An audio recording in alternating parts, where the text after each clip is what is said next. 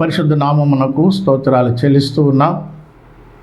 ప్రభునందు ప్రియమైనటువంటి సహోదరి సహోదరులారా, మన ప్రభువును రక్షకుడైన యేసుక్రీస్తు నామములో మీకు అందరికీ శుభవందనాలు తెలియచేస్తూ, ఆయన వాక్యమే సత్యము అనే కార్యక్రమానికి మిమ్మల్ని అందరినీ ప్రేమతో ఆహ్వానిస్తూ ఉన్నాను.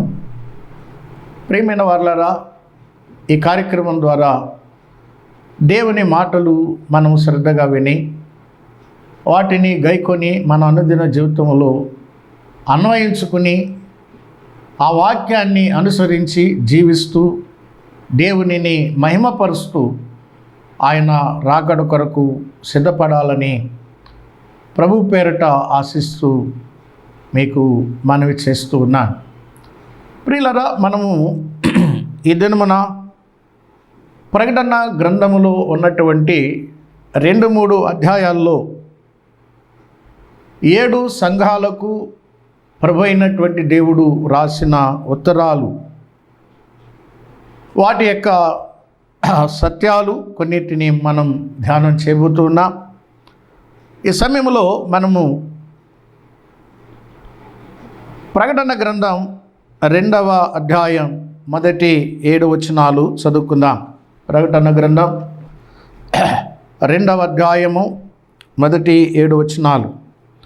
ఎఫెసులో ఉన్న సంఘపు దూతకు ఎలాగూ రాయము, 7 నక్షత్రములు తన కుడి చేత పట్టుకొని 7 దీపస్తంభముల మధ్య సంచరించు వాడు చెప్పు సంగతులేవనగా, నీ క్రియలను, నీ కష్టమును, నీ సహనమును నీ నెరుగుదును.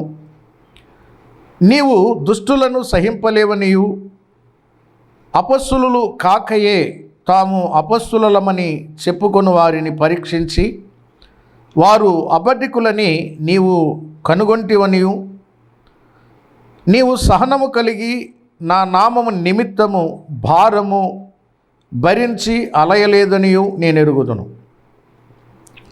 అయినను మొదట నీకుండిన ప్రేమను నీవు వదిలితివని నేను నీ మీద తప్పు ఒకటి మోపవలసి ఉన్నది.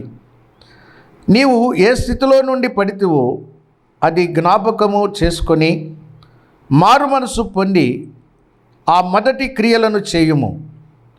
అట్లు చేసి నీవు మారు మనసు పొందితేనే సరి, లేని ఎడల నేను నీ యొద్దకు వచ్చి నీ దీపస్తంభమును దాని చోట నుండి తీసివేయుదును. అయితే ఈ ఒకటి నీలో ఉన్నది, నికోలాయితుల క్రియలు నీవు ద్వేషించుచున్నావు, నేను కూడా వీటిని ద్వేషించుచున్నాను. చెవిగలవాడు ఆత్మ సంగములతో చెప్పు మాట వినుగాక. జయించువానికి దేవుని పరదైసులో ఉన్న జీవవృక్ష ఫలములు భుజింపనిత్తును. ప్రార్థన చేసుకుందాం. పరిశుద్ధుడైన మా తండ్రి, ప్రేమ నమ్మకం కలిగిన మా ప్రియ ప్రభువానికి స్తుతులు చెల్లిస్తూ ఉన్నాం. నీ వాక్యం ద్వారా మాతో మాట్లాడండి. నీ వాక్యాన్ని అనుసరించి జీవించే కృప మాకు దయచేయండి. నీ వాక్యములో ఉన్న సంగతులు మేము విని గ్రహించుకొని గైకొనుటకు కావలసిన నీ కృపను మాకు ప్రసాదించండి. ప్రభువా, నీ మాటే సత్యం, నీ మాటలో జీవమున్నది.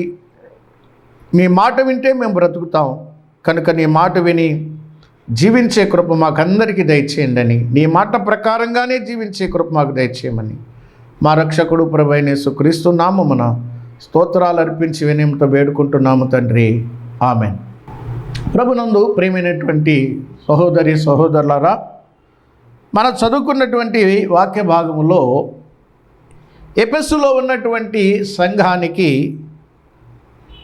లేక ఆ సంఘపు దూతకు ప్రభువు రాసినటువంటి ఉత్తరం మనం చదువుకున్నాం. ప్రభువు ఈ సంఘానికి తనను తాను ఏ విధంగా పరిచయం చేసుకుంటున్నాడు అంటే, 7 నక్షత్రములు తన చేత పట్టుకొని 7 దీపస్తంభముల మధ్య సంచరించువాడు. మన ప్రియ ప్రభువు 7 నక్షత్రములను చేతబట్టుకొని 7 దీపస్తంభముల మధ్య సంచరించేవాడు.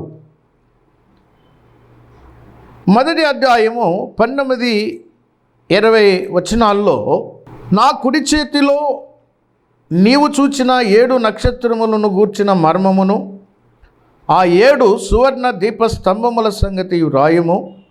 ఆ 7 నక్షత్రములు 7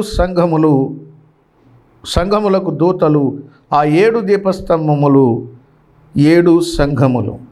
ప్రియమైన వారలారా, 7 నక్షత్రములు 7 సంఘములకు దూతలు, 7 దీపస్తంభములు 7 సంగతులు. ఈ 7 సంఘాలకు దూతలు ఎవరి చేతిలో ఉన్నారు అంటే ఆయన కుడి చేతిలో ఉన్నారు. ఆయన కుడి చేతిలో ఉన్నారు. ఈ 7 దీపస్తంభములు 7 సంఘములు అన్నాడు గనుక సంఘముల మధ్య సంచరించేటువంటి వాడు ఆయన. తన స్వరక్తమిచ్చి సంపాదించిన తన సొత్తైనటువంటి సంఘములలో సంచరించేవాడు, సంఘముల మధ్య సంచరించేవాడు.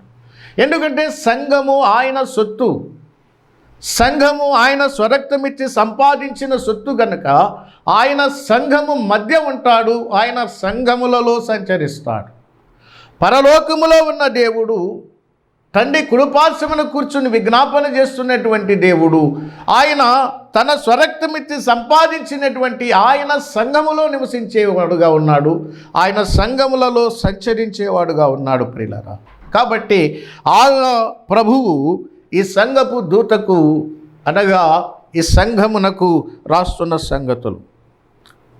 ఇక్కడ ప్రభువారు ఈ సంఘాన్ని మెచ్చుకుంటూ కొన్ని విషయాలు ఆయన చెప్పాడు.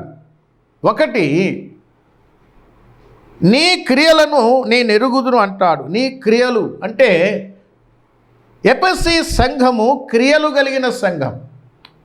యాకోబు భక్తుడు విశ్వాసం ఉంటే లేక విశ్వాసం ఉన్నదని చెప్తే సరిపోదు, నీ విశ్వాసాన్ని నీవు క్రియలలో చూపించాలి అన్నాడు.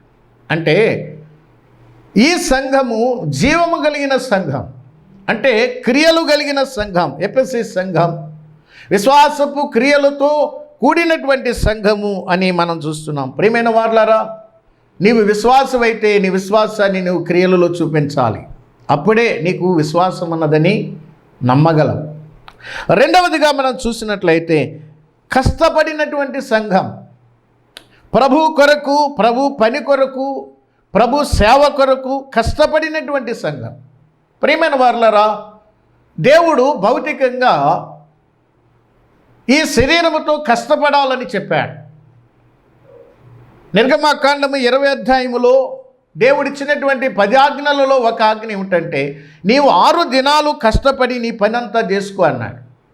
కష్టపడాలి అన్నాడు. కష్టపడి పని చేస్తేనే నీవు ఆహారాన్ని తినడానికి పాత్రుడు అని ప్రభు చెప్పాడు. కాబట్టి మన శరీర పోషణ కొరకు కష్టపడాలి మాత్రమే కాదు, మనలను రక్షించిన మన ప్రభు కొరకు కష్టపడాలి, మన ప్రభు సేవ కొరకు కష్టపడాలి. ఈ ఎఫెసు సంఘము ప్రభు సేవలో కష్టపడినటువంటి సంఘం, ప్రభు కొరకు కష్టపడినటువంటి సంఘం. మూడవదిగా చూసినట్లయితే సహనము కలిగినటువంటి సంఘం. కష్టాలలో, బాధల్లో, శ్రమలలో ప్రభు కొరకు సహనాన్ని కలిగి ఉండాలి ప్రియులారా. సహనము అనేది దైవికమైన లక్షణం. సహనం అనేది లేకపోతే మనం స్వతంత్రించుకోలేము. సహనము కలిగినటువంటి సంఘం ఎఫెసీ సంఘం. తర్వాత దుస్తులను సహింపలేని సంఘం. ప్రియమైన వారలారా, దుస్తులైనటువంటి పనివారు ఉన్నారు. ఈ దుస్తులైనటువంటి పనివారిని సహించకుండగా వారిని దూరం పెట్టినటువంటి సంఘం ప్రియులారా. గుర్తుంచుకోవాలి, సంఘములలో దుస్తులైన పనివారున్నారు, దుష్టులున్నారు, దుష్టత్వం ఉన్నది. దాన్ని సహించలేని సంఘం, దానిని ప్రక్కన పెట్టిన సంఘం. ఇది ఎఫెసు సంఘములో ఉన్నటువంటి మంచి లక్షణం.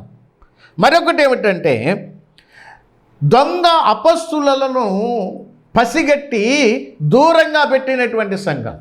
ఎందుకంటే అపస్తుడైనటువంటి పౌలు కొరింథీయులకు రాసిన 2వ పత్రికలో ఒక సంగతి ఆయన జ్ఞాపకం చేశాడు. చూద్దాం ప్రియులరా. కొరింథీయులకు రాసిన 2వ పత్రిక 11వ అధ్యాయములో 13వ వచనములో మనం చూస్తూ ఉన్నాం. 13వ వచనంలో, ఎలయనగా అట్టివారు క్రీస్తు యొక్క అపొస్తలుల వేషము ధరించుకుని వారై ఉండి దొంగ అపొస్తలులను మోసగాండ్రగు పనివారునై ఉన్నారు అన్నాడు. ప్రియమైన వారలారా, ఇక్కడ కూడా ఈ ఎఫెసు సంఘములో ఉన్నటువంటి మంచి లక్షణం ఏమిటంటే దొంగ అపొస్తలులు. ఇక్కడ అన్నాడు, అపొస్తలులు కాకయే తాము అపొస్తలులమని చెప్పుకొని ఈ అబద్ధికుల్ని నువ్వు పరీక్షించావు, వీరిని కనుగొన్నావు. పరీక్షించాలి. ప్రతి ఆత్మను మనం నమ్మకూడదు. ఏ ఆత్మ దైవికమైనదో, ఏ ఆత్మ మరి లౌకికమైనదో, ఏ ఆత్మ సాతాను సంబంధమైనదో, ఏ ఆత్మ శరీర సంబంధమైనదో ఎరిగి పసిగట్టి పరీక్షించి జాగ్రత్త పడినటువంటి సంఘం, ఈ దొంగ అపొస్తలులను పసిగట్టి పరీక్షించి పట్టుకున్నటువంటి సంఘం ఈ ఎఫెసు సంఘం. ఆలోచన చేద్దాం ప్రియులారా. నీవు ఎట్లా ఉన్నావు ఒకసారి ఆలోచన చేసుకో. విశ్వాసముతో కూడిన క్రియలు నీ అందున్నాయా? నువ్వు ప్రభువు కొరకు కష్టపడేవాడుగా ఉన్నావా? కష్టపడేదానిగా ఉన్నావా? నీ సొంత పనుల కొరకే పాకులాడతావా? లేక ప్రభువు కొరకు కష్టపడేది ఏదైనా ఉందా? ప్రభు కొరకు సహించుకునే లక్షణం ఉందా? నువ్వు దుష్టులని సహించకుండా దుష్టులకు దూరంగా, దుష్టత్వానికి దూరంగా జీవించేటువంటి పరిస్థితి ఉన్నదా? అపొస్తలులను కనిపెట్టి వారు అబద్ధికులని కనిపెట్టి వారిని దూరపరిచి వారికి దూరంగా ఉండేటువంటి పరిస్థితి ఉన్నదా? మరొక లక్షణం ఏమిటంటే ప్రభు నామము నిమిత్తము భారము భరించిన సంఘం. ప్రభు నామము నిమిత్తము భారము భరించిన సంఘం. అపొస్తలుడైనటువంటి పౌలు కొరింథీ మొదటి పత్రిక 9వ అధ్యాయంలో అన్నాడు, సువార్త ప్రకటించవలసిన భారము నా మీద మోపబడి ఉన్నది. ప్రభు అన్నారు, నేను సాత్వికుడను, దీన మనసు గలవాడును గనుక మీ మీద నా కాడి ఎత్తుకుని నా యొద్ద నేర్చుకోండి. ప్రభు కొరకైన భారం, సువార్త భారం, ఆయన కాడి ఎత్తుకున్నటువంటి సంఘం, భారము భరించినటువంటి సంఘం, అలసిపోని సంఘం. ఎఫెసు సంఘము అలసట లేకుండా ప్రభువులో ముందుకు సాగినటువంటి సంఘం ప్రియులారా. అలసిపోనటువంటి సంఘం. హెబ్రీ పత్రిక 12వ అధ్యాయము 1వ వచనములో అన్నాడు, నువ్వు అలసట పడకయు విసుగకయు నువ్వు ప్రభువుని వెంబడించాలని బైబిల్ చెప్తా ఉంది. అలసిపోకూడదు ప్రియులారా. ఎఫెసు సంఘము అలుపు సొలుపు లేకుండా ముందుకు సాగిపోయినటువంటి సంఘం మాత్రమే కాదు, ఇంకొక మంచి లక్షణం ఏమిటంటే 6వ వచనంలో చెప్తున్నాడు, నికోలాయితుల క్రియలను నీవు ద్వేషించుచున్నావు, నేను కూడా వీటిని ద్వేషించుచున్నాను అన్నాడు. ప్రియమైన వారలారా, ఈ నికోలాయితులు అనేటువంటి మతభ్రష్టులు లేకపోతే మతబోధకులు, మతాన్ని బోధించేటువంటి ఒక రకమైన దుర్బోధకులు ఈ నికోలాయితులు. ఇటువంటి బోధ ప్రభువుకి ఇష్టము లేదు. ఇటువంటి బోధ ప్రభు ద్వేషిస్తూ ఉన్నాడు. ఒక మాటలో చెప్పాలంటే, నేను ఏదైతే ద్వేషిస్తున్నానో నీవు కూడా అదే ద్వేషిస్తున్నావు అని ఎఫెసు సంఘమును గురించి ఆయన మాట్లాడుతూ ఉన్నాడు. ప్రియమైన వారలారా, ప్రభువు దేనిని ద్వేషిస్తూ ఉన్నాడో దానిని మనం ద్వేషించాలి. ప్రభు ప్రేమించే వాటినే మనం ప్రేమించాలి, ప్రభు ద్వేషించే వాటిని అన్నిటినీ మనమును ద్వేషించాలి అని ఇక్కడ దేవుని యొక్క వాక్యములో మనము జ్ఞాపకం చేయబడతా ఉన్నాం ప్రియులారా. అయితే ఎన్ని మంచి లక్షణాలు ఉన్నప్పటికీ కూడా ప్రియమైన వారలారా, మనలో ఏ చిన్న లోపమున్నా ఆయన సహించలేడు అనేది మనకి ఇక్కడ అర్థమవుతుంది. ఎందుకంటే ఇక్కడ మీరు చూడండి 4వ వచనంలో, అయినను మొదట నీకుండిన ప్రేమను నీవు వదలితివని నేను నీ మీద తప్పు ఒకటి మోపవలసి ఉన్నది. ప్రియమైన వారలారా, ఎన్ని మంచి లక్షణాలు కలిగినటువంటి ఈ సంఘములో ఒక తప్పును దేవుడు చూపిస్తూ ఉన్నాడు. ప్రియులారా, మనలో ఎన్ని మంచి లక్షణాలు ఉన్నప్పటికీ కూడా మనలో చిన్న లోపమున్నా ప్రభు సహించలేడు అనేది మనం జ్ఞాపకం చేసుకుందాం. ఆ లోపాన్ని మనం సరిదిద్దుకునేంత వరకు దేవుడు మనల్ని హెచ్చరిస్తూనే ఉంటాడు. దేవుడు మనలను గద్దిస్తూనే ఉంటాడు. ఎందుకంటే మనము లోపము లేని వారుగా ఉండాలి. ఆయన ఎదుట నిందారహితులుగా మనం జీవించాలి. అందుకని ఆయన మనలను ప్రతిరోజు దేవుని వాక్యము అనేటువంటి ఉదకము చేత మనకు స్నానం చేపిస్తున్నాడు, మనల్ని కడుగుతున్నాడు. ఆయన ఎదుట మనము మచ్చ, మురికి, డాగు, కళంకము ఏది లేకుండా నిలబెట్టుకోవాలని ఆయన ప్రయాసపడుతున్నాడు. కాబట్టి మనము దేవుని యొక్క వాక్యపు వెలుగులో ప్రతి తప్పును మనం సరి చేసుకోవాలి. ఎన్ని మంచి లక్షణాలు కలిగినటువంటి ఎఫెసు సంఘములో ఒక తప్పును ఆయన చూశాడు. ఏమిటంటే మొదటి ప్రేమ నీకు లేదు. మొదట నీకుండి నా ప్రేమ నువ్వు వదిలేశావు. ప్రియులారా, ఇది చాలామందిలో కనబడేటువంటి లోపం. ఎందుకంటే ప్రారంభ దినాలలో చాలా ఆసక్తిగా ఉంటారు, సంఘాన్ని ఎంతో ప్రేమిస్తారు, సేవకులను ఎంతగానో ప్రేమిస్తారు, తోటి సహోదరులను ఎంతగానో ప్రేమిస్తారు, దేవుని పరిచర్యను ప్రేమిస్తారు, వాక్యాన్ని ప్రేమిస్తారు. ప్రార్థన అంటే, కూడికలంటే వారు ఎంతో అధికమైనటువంటి ప్రేమ కలిగి ఉంటారు. కానీ ఈ ప్రేమ మెల్లిమెల్లిగా తగ్గిపోయినటువంటి పరిస్థితిని దేవుడు కనిపెట్టి ఈ తప్పు నీలో ఉంది అని ప్రభు హెచ్చరిక చేస్తూ ఉన్నాడు. ప్రియమైన వారులారా, ఆనాడు ఎఫెసు సంఘానికి చేసిన హెచ్చరిక ఈనాడు నీకు నాకు చేస్తున్నాడు. మొదట నీకున్నటువంటి ప్రేమ, మొదట నీకున్న ఆసక్తి, మొదట నీకున్నటువంటి ఆ యొక్క తృష్ణ, ఆ దాహం, ప్రభు కొరకైనటువంటి, ప్రభు సన్నిధి కొరకైనటువంటి ఆకలి నీకున్నది అంటావా? నీకున్నదా? ఒక్కసారి పరీక్ష చేసుకో. నీ మీద తప్పు ఒకటి మోపుతున్నాను. మొదట నీకుండిన ప్రేమ నువ్వు వదిలేసావు. తగ్గిపోవటం కాదండి, మొత్తానికి వదిలేసిందంట ఈ యొక్క ఎఫెసు సంఘం. అయితే ప్రభువారు హెచ్చరిస్తూ ఉన్నారు. చూడండి 5వ వచనంలో, నీవు ఏ స్థితిలో నుండి పడితివో అది జ్ఞాపకం చేసుకొని మారు మనసు పొంది ఆ మొదటి క్రియలు చెయ్యి. ప్రభు ఒక అవకాశం ఇస్తున్నాడు. నువ్వు ఏ స్థితిలో పడిపోయావో, ప్రార్థనలో పడిపోయావా, వాక్య ధ్యానంలో పడిపోయావా, మందిరానికి క్రమంగా రావటంలో పడిపోయావా, దేవునికి ఇచ్చుటలో పడిపోయావా, దేవుని పరిచర్యలో వెనుకబడిపోయావా, మునుపున్నటువంటి ఆసక్తి విషయంలో నువ్వు మందగిల్లిపోయావా, మునుపున్నటువంటి ఆ తృష్ణ, ఆకలి నీకు లేకుండా పోయిందా? ఏ స్థితిలో పడిపోయావో, ఏ విషయంలో నువ్వు తప్పిపోయావో, ఏది విడిచిపెట్టేసావో, ఏది వదులుకున్నావో దాన్ని నువ్వు జ్ఞాపకం చేసుకో. మనం జ్ఞాపకం చేసుకుంటూ ఉండాలి ప్రియులరా. మనము మన జీవితాన్ని స్వపరీక్ష చేసుకుంటూ ఉండాలి, రిమైండ్ చేసుకుంటూ ఉండాలి. ఏదో వెళ్ళడం రావడం కాదు. ఆ మొదట ఆ ఆసక్తి మనకుందా? ఆ మొదట ఉన్నటువంటి తీవ్రత మనకున్నదా? మొదట ప్రభు పట్ల మనకున్న ప్రేమ మనకున్నదా? నా మట్టుకు నేను చెప్పగలను, ఆ మొదటి ప్రేమ నాలో తగ్గిపోయిందని నేను చెప్పగలను. ప్రియమైన వారులారా, ఈ లోపం మనందరిలో ఉంది. అయితే దేవుడు ఒక అవకాశం ఇస్తున్నాడు.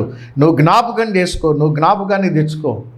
ఆ మొదటి దినాలలో, ఆ తొలి దినాలలో ప్రభు పట్ల నువ్వు ఎంత ప్రేమ కలిగి ఉన్నావో, ప్రభు పని పట్ల ఎంత ప్రేమ కలిగి ఉన్నావో, ఆ ప్రభు కార్యాల పట్ల నువ్వెంత ప్రేమ కలిగి ఉన్నావో అది నువ్వు జ్ఞాపకం చేసుకుని మరలా నువ్వు ఆ మొదటి స్థితిలోనికి రావాలి అని దేవుడు మనకు ఒక అవకాశం ఇస్తున్నాడు. ఒకవేళ లేకపోతే చూడండి, అట్లు చేసి నీవు మారు మనసు పొందితేనే సరి, లేని ఎడల, చూడండి, లేని ఎడల నీ యొద్దకు వచ్చి నీ దీపస్తంభమును దాని చోట నుండి తీసివేతును అన్నాడండి. దీపస్తంభం అంటే ఏమని చెప్పుకున్నాం ఇక్కడ? మొదటి అధ్యాయము 19-20 వచనాల్లో ఆ దీపస్తంభము సంఘము. ఆ 7 దీపస్తంభములు, 7 నక్షత్రములు, 7 దీపస్తంభములు, 20వ వచనం చివరిలో అన్నాడు 7 సంఘములు. సంఘమునే లేకుండా చేస్తానన్నాడు. సంఘం లేకపోతే నువ్వెక్కడుంటావు, నేనెక్కడుంటాను? ఈనాడు మన మనుగడ సాగాల్సింది సంఘములోనే. ప్రభు వచ్చేంత వరకు, మనం ఈ లోకాన్ని విడిచేంత వరకు మన జీవితం అంతా సంఘములోనే గడపాలి కదా. అటువంటి సంఘమే లేకుండా చేస్తానని ప్రభు చెప్తున్నాడు. పండితులు చెప్పారు ఈనాడు ఎఫెసులో ఆ సంఘము లేదట. మొదటి శతాబ్దములో ఉన్నటువంటి ఆ సంఘము లేదు అని చెప్తున్నారు ప్రియులారా. ఎందుకంటే దేవుని యొక్క వాక్యమే సత్యం, ఆయన చెప్పిందే చేస్తాడు. జాగ్రత్త పడదాం, మారు మనసు పొందుదాం, తిరిగి మరలా జ్ఞాపకం చేసుకుని మనం ఏ స్థితిలో పడిపోయామో ఆ స్థితిలో లేద్దాం, ప్రభుని వెంబడిద్దాం. ఇక్కడ వీటిలో నువ్వు జయాన్ని పొందినట్లయితే, వీటిని నీవు జయించినట్లయితే, ఈ లోపాన్ని నువ్వు జయించినట్లయితే, ఈ లోపాన్ని నువ్వు దిద్దుకున్నట్లయితే, ఈ లోపాన్ని కనుక నువ్వు సరిచేసుకున్నట్లయితే, దేవుడు ఇక్కడ ఒక వాగ్దానం ఇస్తున్నాడండి. ఏంటంటే, జయించు వానికి దేవుని పరదైసులో ఉన్న జీవవృక్ష ఫలములు భుజింపనెత్తును. ప్రియులారా, ఆనాడు ఆదాము కోల్పోయినటువంటి ఆ జీవవృక్ష ఫలాలు, దేవుని ఆజ్ఞను అతిక్రమించి దేవుడు తినవద్దని చెప్పినటువంటి ఆ నిషేధ ఆ ఫలాలు తిన్నటువంటి ఆదాము జీవవృక్ష ఫలములు తినకుండానే ఏదెను తోట నుండి వెళ్ళగొట్టబడ్డాడు. అవును, ఆ ఏదెను నుండి వెళ్ళగొట్టబడిన మనము ఆ జీవవృక్ష ఫలాలు తినే అవకాశాన్ని కోల్పోయాం. కానీ ఇప్పుడు దేవుడు మరలా ఈ జయించేవానికి జీవవృక్ష ఫలములను భుజింపనిస్తాను అంటున్నాడు.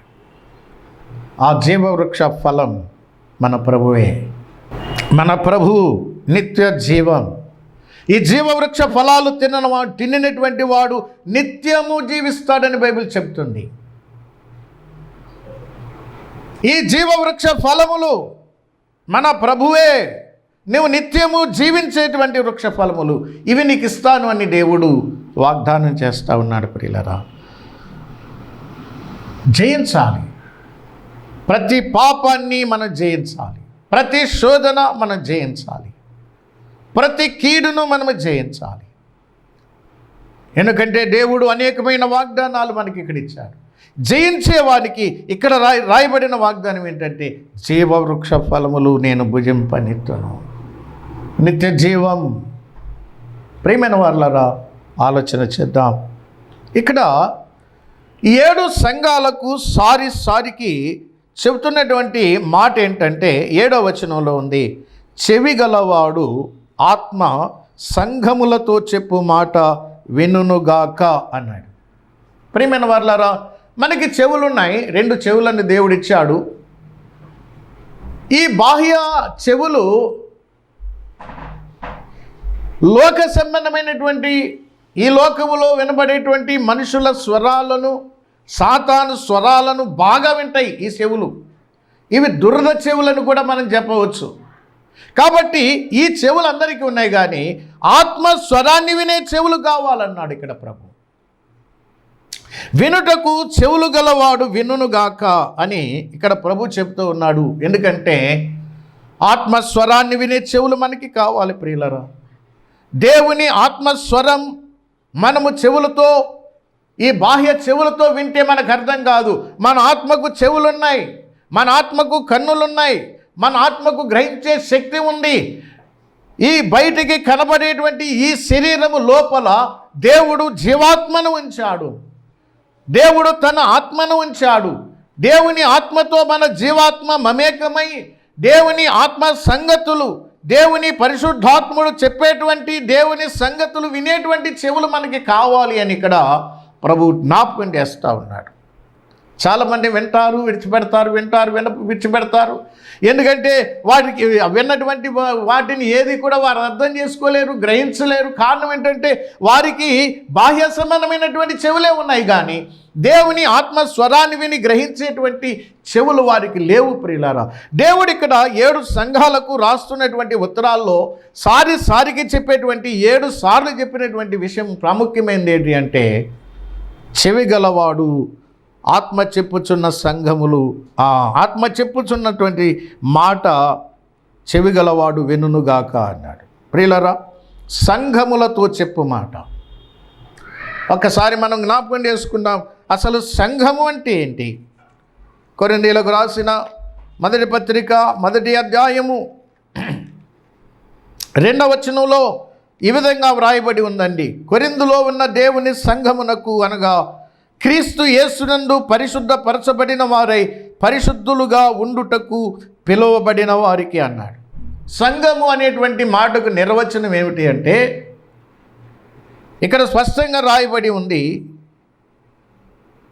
క్రీస్తు యేసునందు పరిశుద్ధపరచబడిన వారై, అనగా యేసు క్రీస్తు ప్రభువారు కలవరి సిలువలో చెందించినటువంటి ఆ అమూల్యమైనటువంటి రక్తం ద్వారా కడగబడిన వారై, కడగబడి పరిశుద్ధపరచబడిన వారై పరిశుద్ధులుగా ఉండడానికి తమను తాము కాపాడుకుంటూ, పరిశుద్ధతను కాపాడుకుంటూ పరిశుద్ధ జీవితాన్ని జీవించేవారు.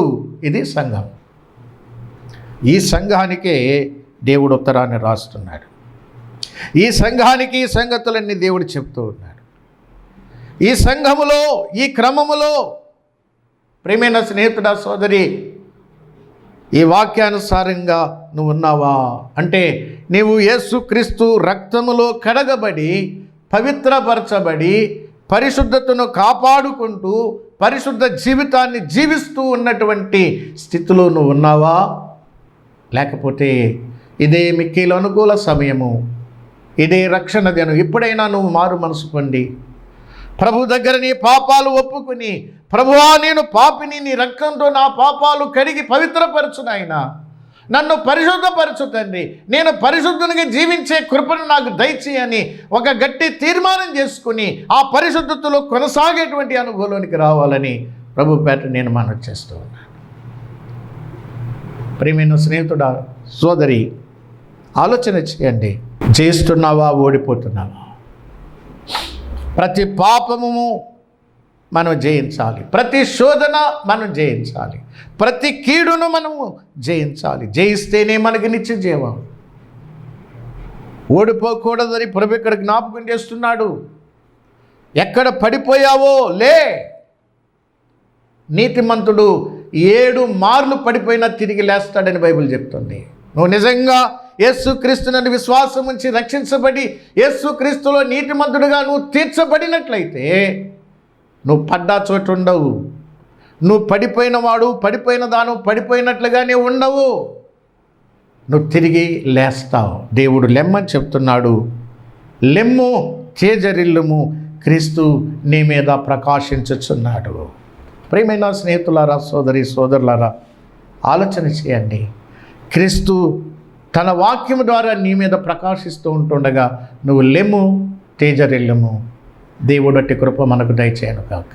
పరిశుద్ధుడైన మా తండ్రి, ప్రేమ కలిగిన మా ప్రియ ప్రభువా, నీకు స్తోత్రాలు చెల్లిస్తున్నాం. ఈ వాక్య సత్యాలను బట్టి స్తోత్రాలు. విన్న వాక్య ప్రకారంగా జీవించే కృప మాకు దయచేయండి. యేసుక్రీస్తు ప్రభు నామమును బట్టి ప్రార్థన చేసి వేడుకుంటున్నాము తండ్రి. ఆమేన్.